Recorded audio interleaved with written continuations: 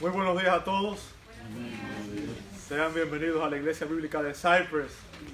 Es una alegría tremenda, un gozo poder estar nuevamente congregados en este lugar para exaltar el nombre de nuestro gran Dios y Salvador Jesucristo, ¿verdad?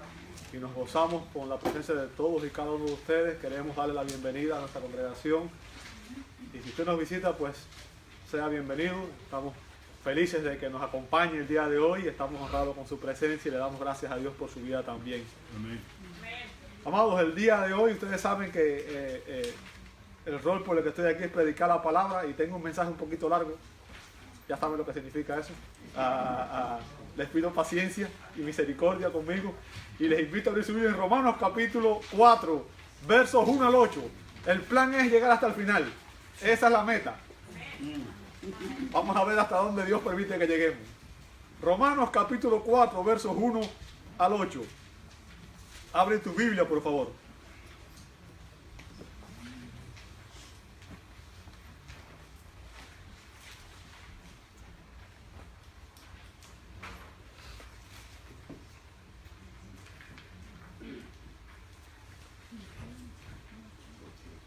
Romanos capítulo 4, versos 1 al 8.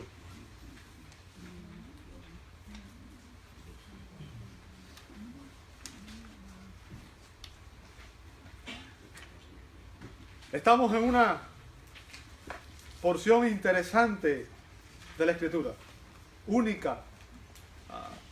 Como les he dicho las últimas semanas, este es el corazón del Evangelio. Y entender esto es crucial para que una persona pueda entender realmente el Evangelio. Así que les voy a pedir a todos que por favor presten mucha atención, porque este mensaje es muy importante.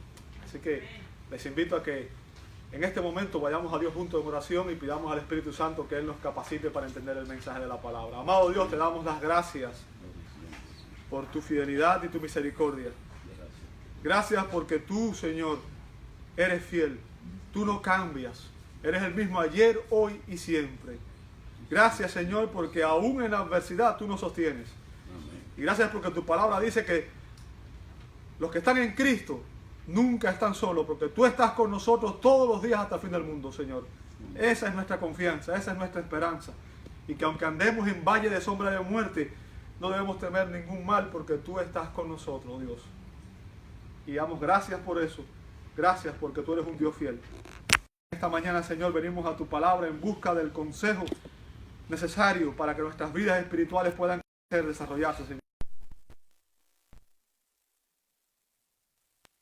Palabra, Señor, para que a través de ella nuestras vidas espirituales sean edificadas y nosotros seamos transformados para tu gloria y tu honra, Señor. Lo pedimos en el nombre de nuestro Salvador, en el nombre de tu Hijo amado, en el nombre de aquel que tiene todos los méritos, en el nombre de nuestro Señor Jesucristo. Y te damos gracias. Amén, amén y amén. Amados, existe un solo evangelio. Existe un solo evangelio. La salvación siempre ha sido por gracia mediante la fe en Cristo. Eso es lo que la Escritura enseña. La salvación siempre ha sido por gracia, por fe, mediante la fe en Cristo. Ahora, si ese es el evangelio, la pregunta que muchos se hacen es: ¿y qué pasó con todos aquellos que existieron antes de que Cristo viniera a este mundo? Dicho de otra manera, ¿qué pasó con los creyentes del Antiguo Testamento?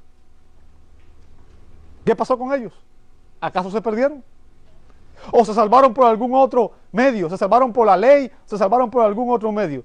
¿Sabe? El apóstol Pablo pretende responder esa pregunta. Pablo pretende responder esa importante pregunta. Un principio establecido por la ley de Dios, dice que para que un testimonio sea válido, debe estar avalado por al menos 2 testigos. ¿Ok? O sea, para que una persona pudiera ir a un tribunal y presentar un caso, debía llevar al menos 2 testigos que confirmaran lo que esa persona estaba diciendo. De otra manera, su testimonio no era válido. Usted puede leer eso en Números 35:30, usted puede verlo en Deuteronomio 17, 6 al 7, y puede leerlo en Deuteronomio 19:15. ¿Ok? Ahora, usted dirá, ¿por qué es importante esto? Bueno, el apóstol Pablo, conociendo la ley, siendo un rabino, siendo un fariseo, siendo un judío que conocía la ley, en este pasaje, él tiene un propósito, y es demostrar mediante dos testimonios, los necesarios para que su caso corte, que la justificación por fe no es una doctrina nueva. ¿Me escuchó? La justificación por fe no es una doctrina nueva.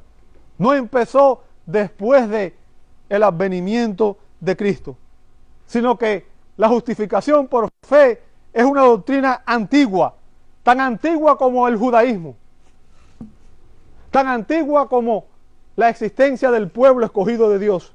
Y lejos de ser una nueva herejía, una doctrina nueva, la justificación por fe ha sido el único modo, el único medio por el cual Dios ha estado salvando a los pecadores en el pasado, en el presente.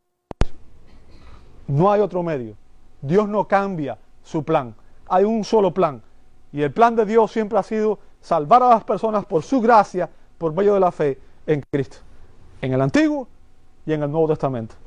Ese es el propósito de Pablo en este pasaje. Y Pablo nos presenta dos testimonios que confirman el estándar bíblico de la justificación por fe. Dos testimonios que confirman, que corroboran, que demuestran el estándar bíblico de la justificación por fe. ¿Cuáles son esos testimonios? Bueno, en estos versos, Pablo confirma el estándar bíblico de la justificación por fe utilizando los testimonios de Abraham y de David. El testimonio de Abraham y de David. Y vamos a ver en primer lugar el testimonio de Abraham, que está en los versos 1 al 6. ¿Ok? Versos 1 al 6. Yo quiero que usted entienda, Abraham es sin dudas la persona más importante en la Biblia después de Jesucristo. ¿Ok? Abraham es un gigante en la Escritura. En Génesis capítulo 12, versos 1 al 3, usted puede leerlo en su casa después, y usted verá que Dios llamó a Abraham y estableció un pacto con él. Y Abraham se convirtió así en el primer patriarca y fundador de la nación judía. O sea, Israel no existía antes de eso. La nación de Israel comenzó en Abraham. Abraham es el primer patriarca, el fundador de la nación de Israel. Es por eso que es tan importante, porque de Israel viene la Escritura, de Israel viene el Mesías, de Israel viene el pacto, las promesas, y todo viene por ahí. No entender esto, no entender la Biblia. Es imprescindible para que usted entienda, incluso el Nuevo Testamento. La pregunta es, ¿cómo fue justificado Abraham? ¿Cómo fue que Abraham pudo tener comunión con Dios? ¿Cómo fue que Abraham pudo tener una relación con Dios? ¿Acaso fue justificado por sus buenas obras? Ahora, Pablo se propone en estos versos demostrar que Abraham nunca fue justificado por sus obras. ¿Ok? Nunca fue justificado por sus obras. Y ese es el primer punto que vamos a ver. Abraham no fue justificado por sus obras. Versos 1 y 2 dice, ¿qué pues diremos que halló a Abraham, nuestro padre, según la carne? ¿Ok? Pablo empieza con una pregunta. Y él va a utilizar el testimonio de Abraham porque él sabía que los rabinos enseñaban que Dios había escogido a Abraham porque él era un hombre justo y bueno, el hombre más justo y bueno que existió en su generación. Que la razón por la que Dios escogió a Abraham era porque él por naturaleza era bueno. era justo. Y era tan noble, tan bueno y tan justo que entonces Dios lo escogió. Eso es lo que los rabinos enseñaban. Ellos utilizaban a Abraham como el ejemplo supremo de alguien que podía ser justificado por sus obras. Y el apóstol Pablo se propone rebatir ese error. ¿Sabe? Cuando yo empecé a estudiar esto me di cuenta que Pablo no era un hombre fácil de carácter. A Pablo no se iba por lo fácil. Muchas veces a veces los predicadores tienden a irse por lo más fácil. Pablo no, Pablo iba a lo más difícil. ¿Ok? Era tratar de confrontar el judaísmo con la enseñanza fundamental que ellos tenían. Rebatir el error con la doctrina fundamental que ellos tenían. ¿Ok? Pablo se propone demostrar aquí con la escritura, la sagrada escritura, la revelación de Dios, que Abraham fue justificado por la fe y no por sus obras. ¿Ok? Ahora, obviamente, Pablo sabía que Abraham había sido un hombre piadoso y un hombre recto. ¿Ok? Pablo no estaba diciendo que Abraham no había sido un hombre transformado. No en balde la escritura dice que Abraham fue llamado amigo de Dios. ¿Sabe? Es el único hombre del que se dice eso en la escritura. Eso se dice en 2 de Crónicas 27, en Isaías 41:8 y en Santiago 2:23. Se dice que Abraham era llamado amigo de Dios. ¿Se imagina? Ser amigo de Dios. ¡Wow! Así que, sin dudas, Abraham era la norma humana de lo que significaba ser un judío piadoso y un hombre justo ante Dios. En otras palabras, mirar a Abraham era mirar el estándar por el cual otros hombres debían imitar. Es como Pablo dijo, sé imitador de mí como yo lo soy de Cristo. ¿Ok? Era un estándar de un hombre de fe. ¿Comprende lo que estoy diciendo? Ahora, Pablo comienza esa pregunta. ¿Qué halló Abraham, nuestro padre, según la carne? O sea, ¿qué logró él en su propio esfuerzo? Y luego dice en el verso 2, porque si Abraham fue justificado por las obras, tiene de qué gloriarse, pero no. Ahora, ¿qué significa esto? ¿Qué significa esto? ¿Sabe? Coincido con el doctor John MacArthur aquí, en que el apóstol está utilizando un silogismo. Un silogismo. ¿Qué es un silogismo? Bueno, un silogismo es un razonamiento que está basado en dos premisas que llevan a una conclusión. ¿Ok? Dos premisas que llevan a una conclusión, a un resultado lógico que se deriva de estas premisas. Ahora, ¿cuál era la premisa que el apóstol estaba viendo aquí? Bueno, la premisa principal que el apóstol presenta en este verso es que si un hombre pudiera ser justificado ante Dios por sus buenas obras, entonces ese hombre tendría motivo para jactarse. Y tendría motivo para decir, ¿sabes qué? Dios me justificó porque yo soy bueno. ¿Sí o no? Que él pone. Ahora, la segunda premisa o la premisa inferior es que si Abraham fue justificado por sus obras, entonces él obviamente, la conclusión clave sería que Abraham tendría algo de qué jactarse ante Dios, algo de qué gloriarse, algo de qué envanecerse, porque su salvación en cierta medida fue obtenida por su propio esfuerzo. ¿Sí o no? Ok. Ahora, la primera premisa del apóstol es verdadera. Si los hombres fuéramos capaces de ser justificados, si Dios nos justificara a nosotros por nuestras buenas obras, entonces usted y yo tendríamos que sentirnos orgullosos, ¿sí o no? Porque diríamos, ¿sabes qué? Yo hice algo que me ganó el favor de Dios.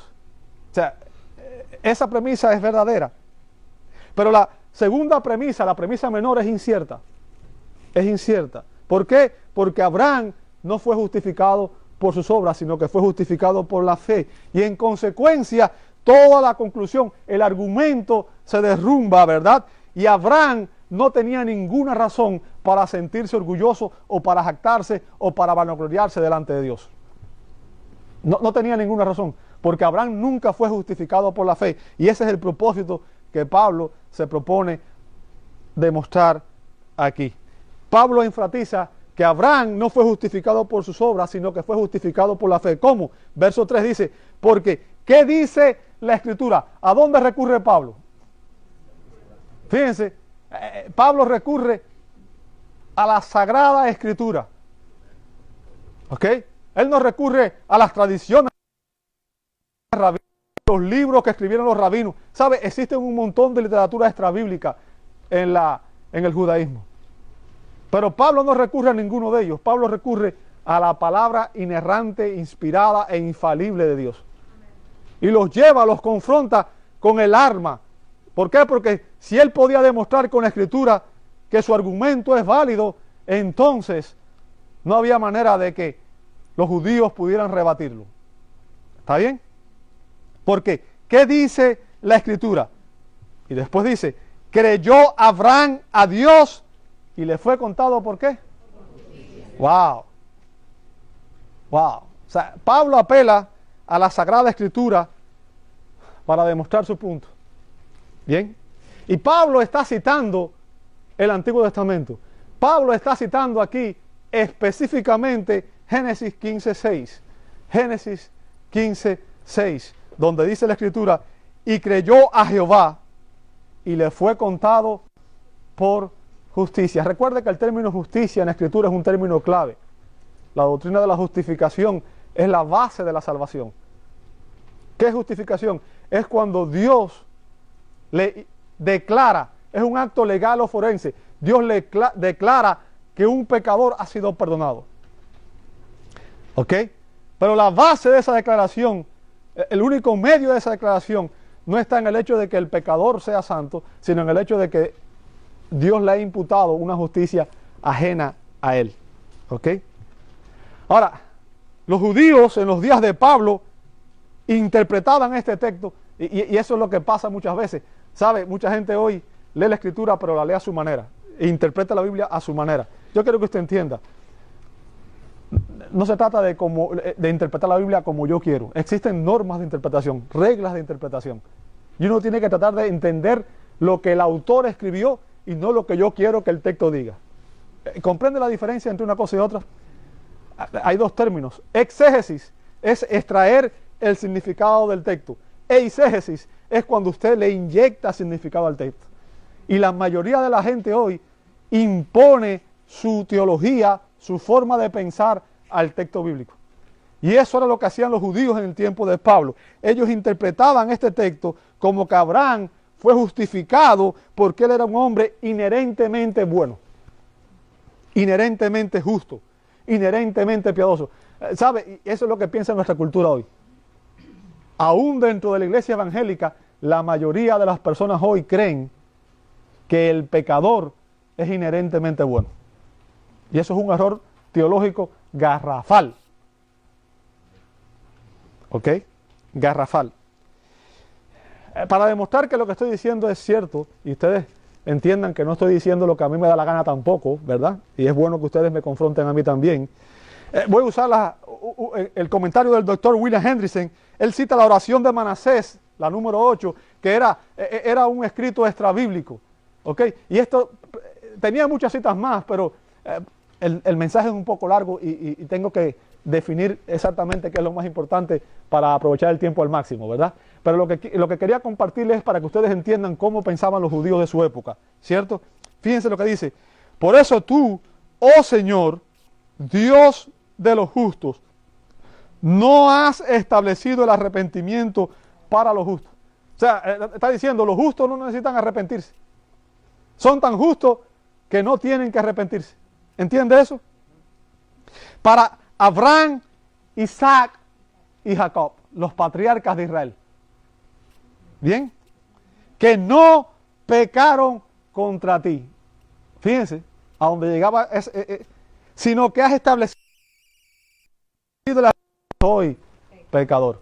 Ahora, ¿se da cuenta de lo que implica eso? ¿Ok? ¿Sabe? Génesis 15:6 es la clave para comprender la doctrina de la salvación. Génesis 15:6 es la clave para entender la doctrina de la salvación, ya que es la primera vez en la Sagrada Escritura que se dice que una persona ha sido justificada por la fe. ¿Me escuchaste? Nosotros sabemos que antes de Abraham hubieron otros hombres que también fueron justificados por la fe. ¿Quiénes fueron? Abel, Noé, también fueron justificados por la fe. Pero esta es la primera vez que la Escritura dice explícitamente que alguien fue justificado por la fe. Ahora, para poder entender esto, tenemos que empezar por analizar el testimonio de Abraham. ¿Quién fue Abraham? ¿Era acaso un hombre sin pecado? Bueno, nada más te voy a hacer un recorrido ligero para que tú tengas una idea, ¿verdad? Antes de que Dios llamara a Abraham, por cierto que no se llamaba Abraham, se llamaba Abraham, ¿ok? Dios le cambió el nombre, ¿bien? Él vivía en una ciudad llamada Ur de los Caldeos. Usted puede encontrar eso en Génesis 11:31. Génesis 11:31. Esta ciudad estaba ubicada en la parte baja del río Éufrates, ¿ok? En lo que se conocía como Mesopotamia, a unas poco más de 100 millas al noreste del Golfo Pérsico. Ahora yo quiero que usted entienda, los caldeos eran politeístas. ¿Sabe lo que significa eso, verdad? Poli, muchos, deo, Dios. Creían en muchos dioses. ¿Ok? Era una cultura politeísta. Y se nos dice en Josué capítulo 24, verso 2, Josué 24, 2 dice, y dijo Josué a todo el pueblo, así dice Jehová, Dios de Israel, vuestros padres habitaron antiguamente al otro lado del río, esto es Taré. ¿Nota ese nombre? Ahora ese es un nombre importante, ¿sabe por qué? Porque Taré era el padre de Abraham y de Nacor, y note lo que dice después, y servían a dioses extraños. ¿Lo ve ahí? O sea, Abraham fue educado en un hogar en el que obviamente eso debió ejercer una influencia en él. Cuando usted se educa en un hogar donde se practica una religión, usualmente sus padres ejercen una influencia sobre usted. ¿Sí o no? Entonces, seguramente Abraham habría sido educado en el paganismo. Seguramente que hubo un tiempo en su vida en que él mismo fue un idólatra. ¿Me está escuchando? Ahora, no solamente fue un idólatra, la Biblia nos dice que, obviamente, todos los hombres descendemos de ¿quién? Adán, el primer padre. ¿Sí o no? Y desde la caída de Adán, cada hombre que ha nacido en este mundo ha nacido en pecado.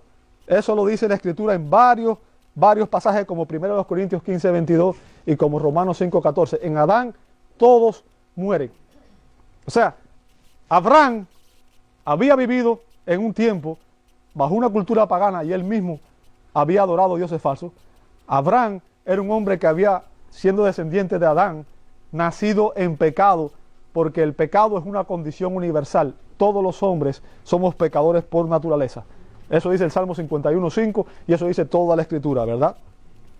Así que este hombre era un hombre como el resto de los hombres, como usted y como yo. Era una persona común. Y eso nos ayuda a entender muchas veces. Usted y yo muchas veces vemos a los personajes bíblicos y los vemos como en la mitología griega, semidioses. Yo quiero que usted entienda, un hombre como usted y como yo, un hombre común. No había nada inherente en él, no había ninguna razón para que Dios escogiera a Abraham. Abraham no era un hombre bueno por naturaleza. Abraham no era un hombre santo por naturaleza. Abraham no adoraba a Dios por naturaleza. Ningún hombre lo hace. Él era un ateo, un politeísta. ¿Ok? Confundí el término. La pregunta entonces es, ¿cómo fue salvado Abraham? Y la respuesta es, como todos los pecadores. La respuesta es, como todos los pecadores. Dios en su gracia lo escogió, Dios en su gracia lo llamó, Dios en su gracia le imputó o le acreditó la justicia de Cristo que él recibió por fe. ¿Me escuchaste? Yo quiero que usted entienda, no estoy denigrando a Abraham, no estoy diciendo que Abraham no fue un hombre importante. Ya dije, Abraham fue un gigante de la fe. Si usted lee la escritura se va a dar cuenta que en Génesis 22, por ejemplo, del 1 al 19, dice que cuando Dios le puso una prueba a su fe y le pidió, sacrifícame a tu hijo, el hijo de la promesa por el que había esperado varios años, Abraham estuvo dispuesto a hacerlo porque él sabía que Dios era capaz de incluso levantar a su hijo de los muertos. O sea, era un hombre que llegó a confiar en Dios, era un hombre de fe. ¿Entiende lo que estoy diciendo? Sin embargo, si examinamos cuidadosamente la vida de Abraham, vamos a ver que Abraham, como el resto de los creyentes, como tú y como yo, y a pesar de que él realmente fue un creyente genuino, no fue un invento como mucha gente hoy que dice que son cristianas pero no son cristianos, ¿verdad? Vamos a ver que este hombre, a pesar de ser un creyente genuino, él pecó en varias ocasiones, aún siendo cristiano. Por ejemplo, él mintió.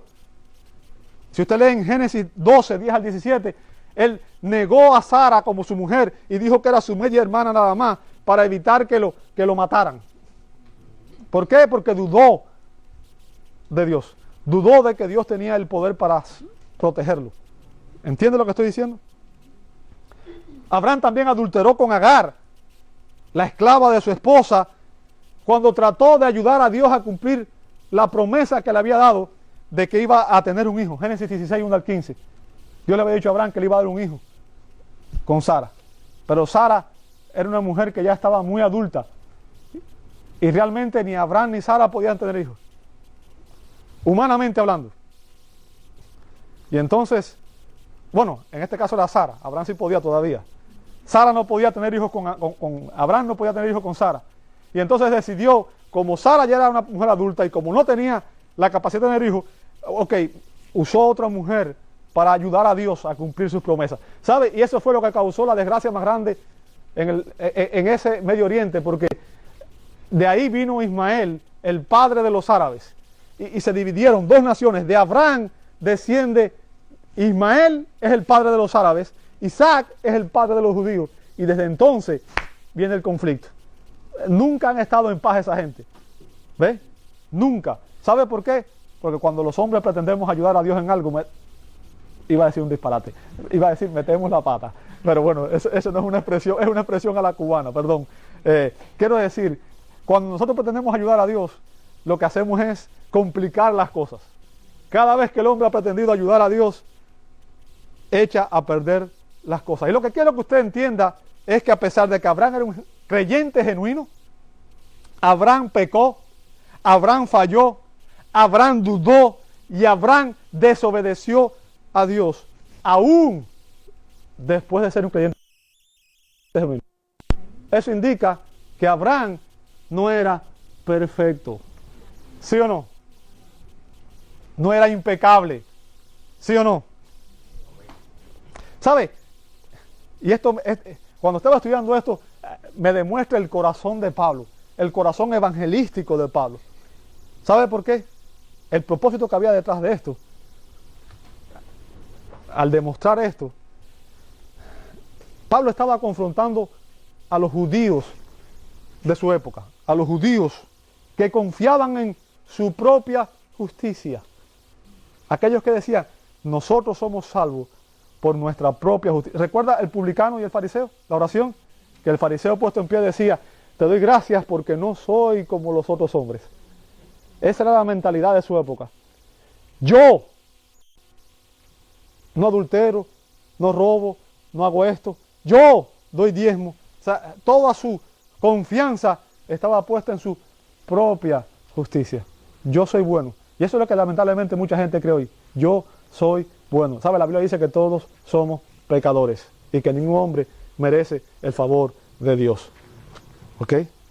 Y Pablo estaba aquí confrontando a los judíos que confiaban en su propia justicia y que confiaban en su herencia racial. ¿Sabe? Los judíos creían que por ser parte del pueblo escogido, ellos estaban exentos de juicio. O sea, yo soy parte de Dios, no nos va a juzgar a nosotros porque nosotros somos el pueblo escogido de Dios. Ellos creían que su herencia racial les garantizaba su salvación. ¿Verdad? Como mucha gente hoy cree que su herencia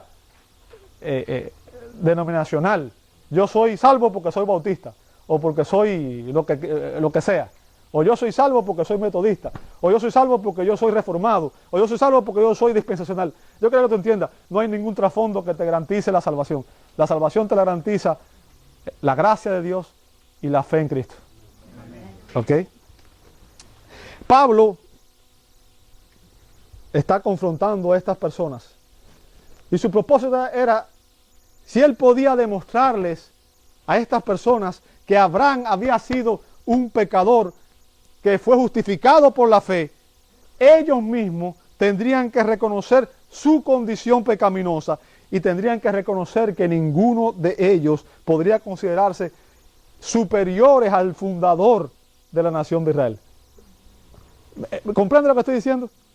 Si Abraham es la norma por la cual nos medimos y Abraham era un pecador perdido y necesitó ser justificado por la fe, entonces todos sus descendientes, todos aquellos que confiaban en eso, tienen que entender que ellos también necesitan el Evangelio y la salvación. Esa es la mentalidad de Pablo en este pasaje. Llegar al corazón de aquellos que todavía no entendían el Evangelio de la gracia. ¿Ok? Alcanzarlos con el Evangelio. Y Pablo utiliza nuevamente este argumento. Voy a hacer un pasaje paralelo en Gálatas 3, 6 al 9. Gálatas 3, 6 al 9. Pablo usa el mismo argumento. Dice, así Abraham creyó a Dios y le fue contado. O sea, el punto nuevamente de Pablo es que la justificación de Abraham se basó en que él creyó en la gracia de Dios y lo recibió por fe. Ese es el punto. Fíjense, verso 7. Sabed por tanto que los que son de ¿qué? Los que son de fe. ¿Qué significa? Aquellos que han confiado en que la salvación suya está basada en la fe en lo que Dios hizo y no en sus propias obras. ¿Entiende el punto? Los que son de fe, estos son los hijos de Abraham. ¿Sabe? Pablo hay otro pasaje que dice, no todo Israel es el verdadero Israel. No por ser descendiente de la nación judía, tú eres un creyente genuino. Verso 8, y la escritura previendo, fíjese, note su punto, previendo que Dios note el énfasis, previendo que Dios había de justificar. ¿Quién es el que justifica? Es Dios quien justifica. No eres tú el que te justifica. Es Dios el que te justifica a ti. Dios había de justificar. ¿Por qué justifica a Dios? Por la fe. ¿A quiénes? O sea, los gentiles eran todos aquellos que no eran parte de la nación judía. ¿Ok? Y recuerden, en el Antiguo Testamento, obviamente, el énfasis, el llamado principal de Dios fue Israel como nación, porque a través de Israel, Dios iba a expandir su evangelio al resto de las naciones. ¿Verdad? Dice, dio de antemano la buena nueva a Abraham, diciendo, en ti serán, ¿qué cosa? Benditas todas las naciones. Fíjense, esa porción, Pablo está citando literalmente una porción del pacto abrámico en Génesis 12, 1 al 3. ¿Ok? Dice, de modo que los de la fe son bendecidos con el creyente Abraham. ¿Lo ve ahí? O sea, lo que Pablo hace nuevamente es citar Génesis 15, 6. Usa el mismo argumento. ¿Ok? Y Pablo utiliza el testimonio de Abraham como prueba de que nunca hubo otro camino de salvación más que la salvación fue siempre por gracia y por medio de la fe. ¿Comprende lo que estoy diciendo? O sea, no hay otro camino de salvación. Este camino de salvación es el mismo ayer, hoy y siempre. ¿Ok? Los creyentes judíos y gentiles hemos sido justificados por la fe. No hay otra manera. ¿Ok? Y si somos creyentes, todo cristiano es un hijo por la fe de Abraham. Es un descendiente de Abraham. ¿Por qué? Porque ha heredado las promesas que Dios le dio en el pacto abrámico a través de la fe. ¿Ok? La promesa que Dios dio. Y esto demuestra que la salvación siempre ha sido por gracia mediante la fe en Cristo. Como lo dice el doctor James Montgomery Boyce, voy a citar sus palabras, los oponentes de Pablo hubieran argumentado que Abraham fue salvo al guardar la ley. Eso decían los judíos, que Abraham fue salvo al guardar la ley. ¿Sabe? Los rabinos enseñaban que Abraham había cumplido la ley por intuición o anticipación. ¿Y por qué digo esto? Yo quiero que te entiendas, Abraham existió 600 años antes de que la ley fuera dada en Moisés. Por tanto, Abraham no podía conocer la ley todavía. Cronológicamente, Abraham viene primero y no fue hasta casi 600 años después que Dios le dio la ley a Moisés. Por tanto, él no pudo salvarse por cumplir la ley porque él no conocía la ley. ¿Entendiste ahí? Ok. Pero sabemos que por la enseñanza de Pablo, tanto en Gálatas como en Romanos, que son los dos versos que les he mencionado, que él había respondido recitando la secuencia histórica de los eventos. El verso que dice que Abraham fue justificado por la fe está en Génesis capítulo 15, pero la circuncisión no se introduce hasta años más tarde, como se registra en Génesis capítulo 17, y la ley no fue dada hasta el tiempo de Moisés, 600 años después de eso. Dado que Abraham fue declarado un hombre justificado antes de la ley o de la circuncisión, es cierto que no fue justificado sobre la base de su conformidad con ninguno de estos dos. ¿Me siguió hasta ahí? O sea, esa era la objeción que Pablo le pondría a los gentiles, a los judíos. ¿Bien? Sin embargo, había una manera en que los judíos podían refutar también las enseñanzas de Pablo, y Pablo sabía eso. ¿Ok? Y como nos dice el doctor Boyce, ellos también podían haberle dicho a Pablo, argumentar con Pablo diciéndole, si eso fue cierto, entonces Abraham tampoco habría podido ser justificado por la fe en Jesucristo, porque Jesús nació hasta mucho después y Abraham no sabía nada de Cristo. Entonces, ¿cómo pudo haber sido salvado por la fe en alguien de quien no sabía? Claramente, la fe en Cristo no es esencial para la salvación. Ese es el argumento que ellos tendrían en contra, ¿verdad? Y ahora ahí nos las pusieron en China nosotros, ¿cierto? ¿Cómo respondemos eso? ¿Sí o no? Qué bueno que me preguntaron. Gracias. ¿Sabe? Lo bueno es que la respuesta no la tengo yo. ¿Sabe quién dio la respuesta? El Señor Jesucristo. El Maestro perfecto. Jesús dijo en Juan 8:56, Abraham vuestro padre se gozó de que había de ver, ¿qué cosa? Y lo vio y se gozó. ¡Wow! ¡Wow! ¿Qué significa eso? ¿Qué significa eso? ¿Cómo fue que Abraham pudo ver el día de Jesús si Abraham murió cientos de años antes de que Jesús viniera a la tierra? Déjame decirte, Abraham creyó las promesas de Dios. Abraham sabía que Dios había prometido un Mesías que vendría. Abraham conocía que la promesa que Dios le había dado en Isaac sería el cumplimiento de una simiente en la cual vendría un Salvador, el Mesías. Y como nos dice el autor de Hebreos, Abraham, como los otros héroes de la fe del Antiguo Testamento, Hebreos 11:13, conforme a la fe murieron todos estos, sin haber recibido lo prometido, sino, ¿qué cosa? Mirándolo de lejos. Así lo vio Abraham. Abraham no vio al Mesías en carne, pero él lo miraba de lejos por fe. Él sabía que Dios era fiel y que la promesa que Dios le había dado él le iba a cumplir y que algún día de su descendencia vendría el Mesías, el Salvador. ¿Ok? Y creyéndolo y saludándolo y confesando que eran extranjeros y peregrinos sobre la tierra. Esa es la fe que salva. Esa es la manera en que Abraham fue salvo. Por su fe en Dios, la fe en sus promesas. Porque creyó a Dios. ¿Comprende lo que estoy diciendo? No fue la grandeza de Abraham lo que lo salvó. No fueron su obediencia justa. Fue la gracia de Dios la que trajo salvación a Abraham.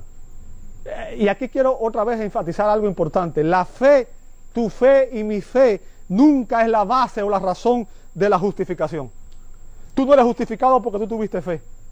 Tú eres justificado por la gracia de Dios. Tu fe es el medio por el cual tú recibes la gracia que Dios te ha ofrecido, ¿verdad? Y por la cual Dios te salva. Como dijera Juan Calvino, con respecto a la justificación, la fe es un asunto meramente pasivo, porque no presenta nada nuestro para ganar el favor de Dios, sino que recibe lo que necesitamos de Cristo. ¿Entendiste? Tu fe es una respuesta a la obra de salvación que Dios hace en ti, a la regeneración que Dios obra en ti. Pablo dice en el verso 4 ahora, vuelvo a Romanos 4:4, perdón, pero al que obra no se le cuenta el salario como gracia, sino como deuda, mas el que no obra, sino cree en aquel que justifica al impío. Fíjense, aquel que justifica ¿a quién? Al impío. Fíjense, no dice nunca aquel que justifica al justo. Jesús dijo, yo no vine a llamar a sanos, yo vine a llamar ¿a quién? A los enfermos. O sea, hasta que una persona no entiende que es un pecador, no ha entendido el evangelio. A menos que tú entiendas que tú eres un pecador, que Dios te salvó por fe, por su gracia, no has entendido el evangelio, ¿verdad?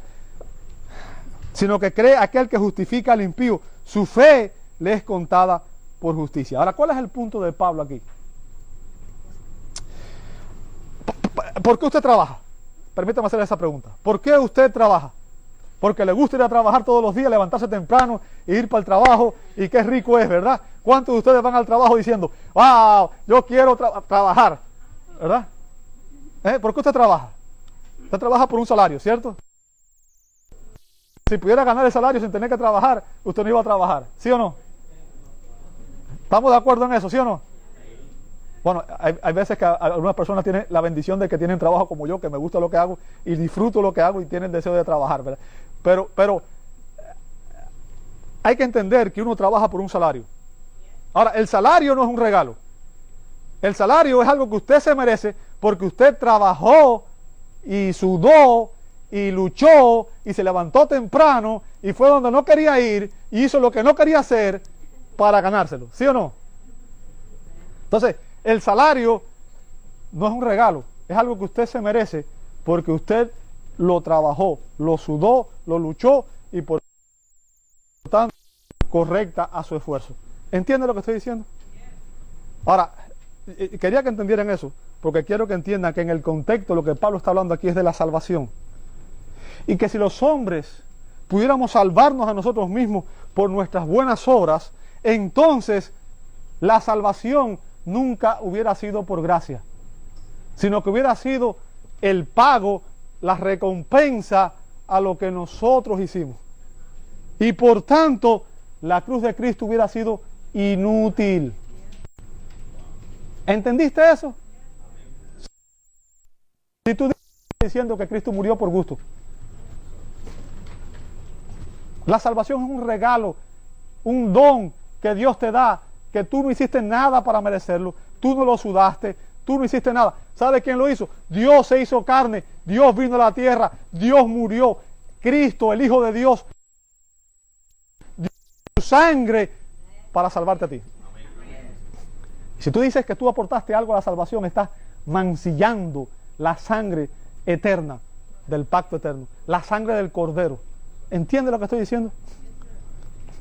La idea de que un pecador pueda ganar su salvación por obras o por cualquier forma resulta imposible, porque Dios ha declarado a través del profeta Isaías que todas nuestras obras justas, Isaías 64:6, dice que para Él son como trapos de inmundicia.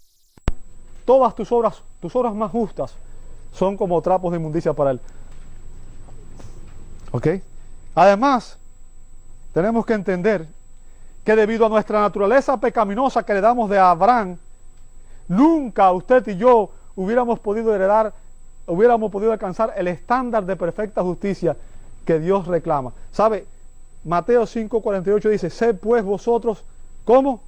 Perfecto, como vuestro Padre que está en los cielos es perfecto. Díganme ustedes, ¿quién de ustedes es perfecto? Entonces nadie puede entrar a la salvación, al cielo, por sus obras, porque ninguno de nosotros... ¿Sabe por qué entonces necesitamos salvación? Porque el único perfecto fue el que murió por ti en la cruz del Calvario. Por eso Jesús vivió una vida santa y sin pecado y murió en tu lugar como sustituto. ¿Entiende lo que estoy diciendo? Dios se identificó con nosotros. El perfecto Dios asumió una naturaleza humana perfecta y vivió como un perfecto hombre con dos naturalezas, una persona con dos naturalezas, y murió para pagar el precio de tu salvación, el precio de tu redención. El pensamiento básico de los judíos era que un hombre puede ganar el favor de Dios por sus obras. El pensamiento básico del cristianismo, yo quiero que tú me entiendas muy bien y me escuches muy bien, es que la justificación es solo por gracia mediante la fe en Cristo. ¿Me escuchaste? Dios nos imputa, Dios nos acredita la perfecta justicia de Cristo en la salvación. ¿Sabe? Pablo era un judío fariseo que pensaba que él podía, en una ocasión dio su testimonio y dijo, en cuanto a la ley, era irreprensible. ¿Sabe lo que significa eso? ¿Ok? Cuando Jesús confrontó al joven rico le dijo, guarda los mandamientos. Ningún hombre ha guardado todos los mandamientos. El único que pudo guardar todos los mandamientos, el único que pudo guardar la ley fue Cristo mismo. ¿Por qué? Porque Él es Dios. ¿Ok? Y Filipenses 3:9 hay un testimonio de Pablo, dice, y ser hallado en Él, en Dios, no teniendo mi propia justicia, dice Pablo. ¿Lo ve ahí? Que es por la ley, o sea, mi justicia que es por la obediencia o por obras, sino la que es por la fe de ¿quién? Y después, fíjense lo que dice después, note la justicia que es de Dios. Es Dios quien te la atribuye. Es por eso que la salvación es por gracia, porque Dios te atribuye algo que no es tuyo. Dios te lo da como un regalo. Dios te lo imputa. ¿Entendiste eso? La justicia que es de Dios por la fe. Amado, la salvación es un don de gracia de Dios. Y solamente se recibe por medio de la fe en Cristo. Ahora hemos visto el testimonio de Abraham y ya voy a ver rápido el testimonio de David. Denme 5 minutos más, ya termino. El testimonio de David, versos 6 al 8. Como también David habla de la bienaventuranza del hombre a quien Dios atribuye, ¿qué cosa? Justicia sin obras. ¿Lo ve ahí? Lo mismo, diciendo, y fíjense, nuevamente cita el Antiguo Testamento. Bienaventurados aquellos cuyas transgresiones son perdonadas y cuyos pecados son cubiertos. Bienaventurado el varón a quien el Señor no culpa de pecado. Ahora recuerde, Pablo está usando aquí dos testimonios para poder presentar su caso en corte y poder convencer a los judíos. Y Pablo utiliza en primer lugar el testimonio de Abraham y ahora utiliza el testimonio de David para corroborar su enseñanza. Y está citando aquí específicamente Salmo 32, versos 1 y 2. Ahora, si usted conoce el contexto de este salmo, Salmo 32 y el Salmo 51, son dos salmos de confesión en los cuales David confiesa su pecado ante Dios. Recuerden que David había adulterado con Betsabé y mandó a matar a su esposo. ¿Ok? Y estos salmos son unos salmos de confesión. Pero, si usted lee el salmo detenidamente, si usted lo estudia y lo analiza, se da cuenta que David también entendió y enseñó que la justificación es solo por fe. David no estaba pensando solamente en él cuando escribió este salmo, en el perdón que él había recibido, sino que sus palabras demuestran que él reconoce que el perdón de pecados es resultado no de la obra humana, sino de la gracia divina. ¿Ok? De la gracia divina. Fíjense, él, lejos de declarar bienaventurado a los que han hecho buenas obras, David habla de aquellos a quienes el Señor no inculpa de pecado. Ahora la pregunta es, si todos somos pecadores, ¿cómo puede haber alguien a quien Dios no inculpe de pecado? Buena pregunta, ¿cierto? Si todos somos pecadores, Romanos 3:23 dice, pero cuando todos pecaron estamos destituidos de la gloria de Dios. Entonces, ¿cómo puede haber una persona a quien Dios no inculpe de pecado? Bueno, para que una persona Dios no le inculpe de pecado, dice el mismo David, que sus iniquidades deben ser perdonadas y que sus pecados deben ser, ¿qué cosas? Cubiertos.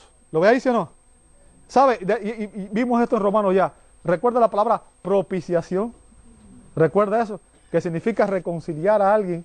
Y recuerda que dijimos que había, en el Antiguo Testamento, había sobre el arca, estaba el propiciatorio, que era donde se vertía la sangre del cordero en el día de la redención para que Israel perdonara los pecados, para que Dios perdonara los pecados de Israel.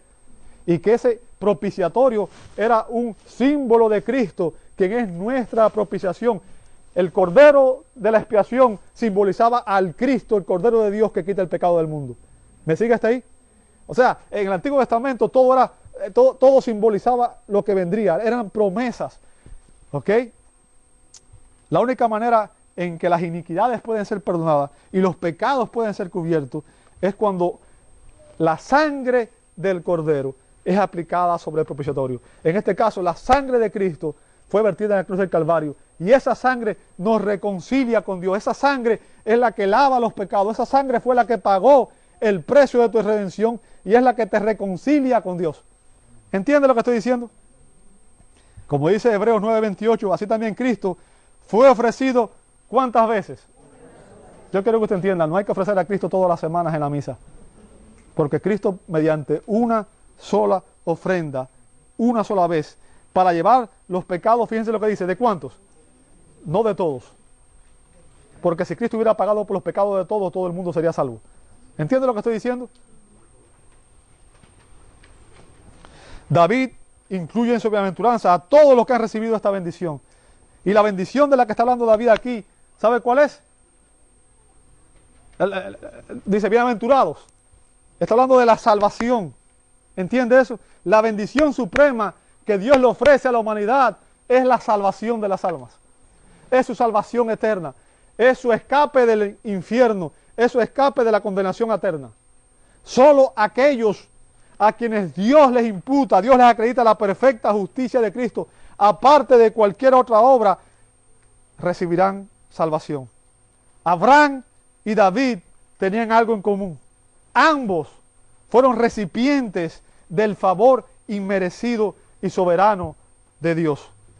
Yo quiero que te entiendas, cuando un pecador hoy recurre a la misericordia de Dios, reconoce que no hay nada en él que tenga valor, que no hay nada en él que le haga merecer el cielo, y recurre a la misericordia de Dios, como el publicano que decía, Dios, sé propicio a mí. Dios lo acepta. Dios le imputa la perfecta justicia de Cristo. Dios lo justifica por fe. ¿Sabe? Cuando una persona es transformada de esta manera, solo aquellos que han sido transformados de esta manera podrán entender entonces las palabras del mismo David en otro salmo, cuando dijo, y con esto voy a terminar, Salmo 103, 1 al 4, bendice alma mía a Jehová, y bendiga todo mi ser su santo nombre. Bendice a algunos de sus beneficios. Él es quien perdona todas tus iniquidades, el que sana todas tus dolencias, el que rescata del hoyo tu vida, el que te corona de favores y misericordias. ¡Wow! ¡Wow! Te invito a orar. Amado Dios, te damos gracias, porque tú eres el que nos rescatas. Tú eres el que los corona de favores y misericordias. Tú eres nuestra salvación. Gracias porque en ti hay salvación y vida eterna. Gracias por tu fidelidad, tu amor, tu misericordia. Gracias porque tú eres nuestro Dios. Ayúdanos, Señor, a entender esta palabra y permite, Señor, que ella cale hasta lo más profundo de nuestras vidas y nos transforme para vivir acorde a tu voluntad para nosotros. Lo pedimos en el nombre de Jesús y te damos gracias. Amén y amén. Dios le bendiga, amados.